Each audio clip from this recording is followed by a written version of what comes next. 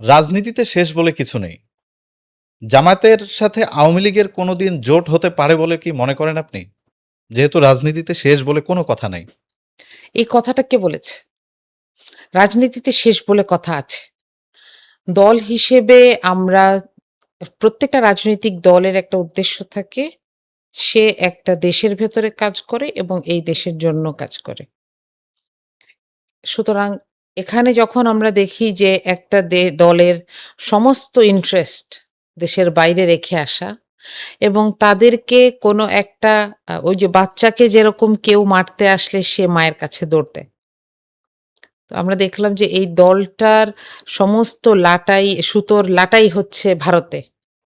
এখানে আসলে আমি মনে করি যে এখানে শেষ বলে যে কথা, সেটার সূচনা হয়ে গেছে।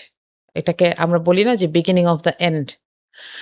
আমরা এই ব্যাপারটা আর মানুষের সামনে লুকানো নেই যে বাংলাদেশের স্বার্থে বাংলাদেশের জন্য আওয়ামী লীগ কাজ করেনি, করবেও না।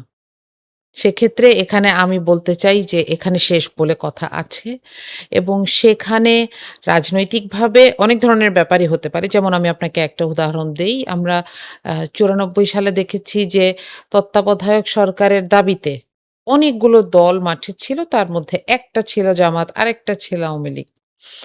ব্যাপারটা কিন্তু জোট ছিল না। হ্যাঁ, এরকম অনেক সময় আমাদের দাবিগুলো মিলে যেতে পারে।